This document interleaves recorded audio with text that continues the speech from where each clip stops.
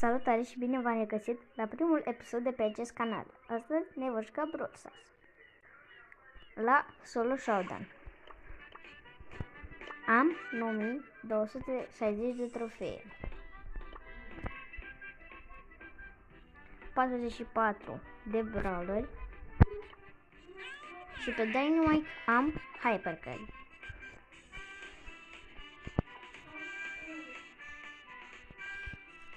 Haideți să ne jucăm la solo cu Franklin.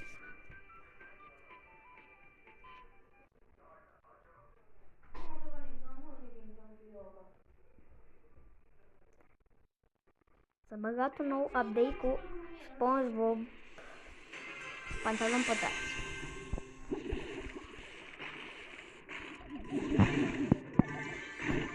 Am luat un Power of Cube. Ne ducem pe Cârnățez. Da. Hello.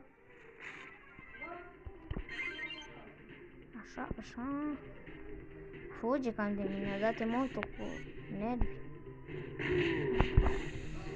Nu pot să-l nimerez la nervi de 200 de ori. Dacă nu e un emote mai special așa. Oh, nu. Mergem pe Edgar.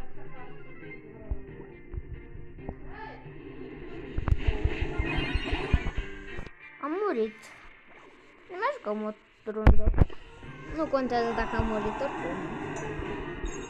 Mi-a scos doar un trofeu, așa că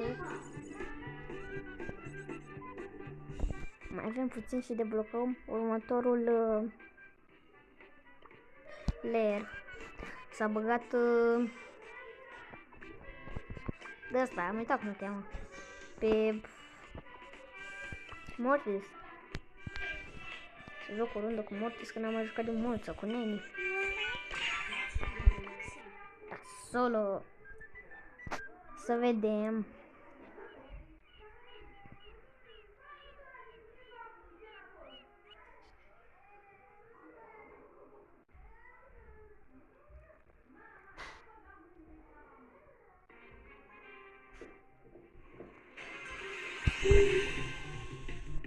Cu Nani este foarte fain, care 3 din astea.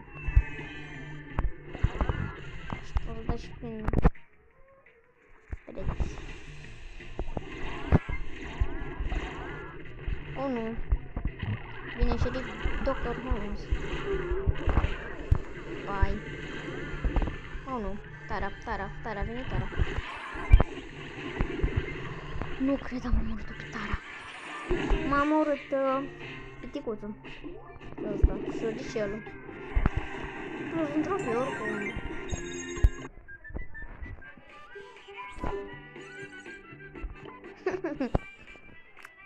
N-am făcut niciun trofeu. Parcă vreau să mă joc la trio.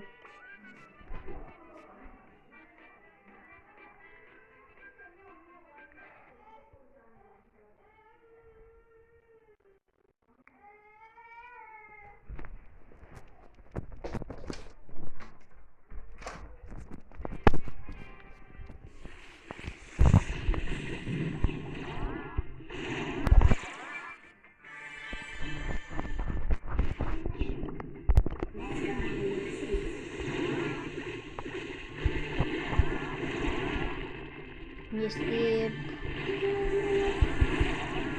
Mamă, cât HP mai are ăla, cât de puțin HP mai are ăla. Gata, am omorât unul. Mă moară gaz. What the fuck?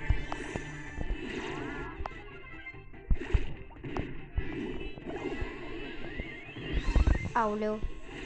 Miu. Moe. Aoleu. Acum chiar că mă moară. Au.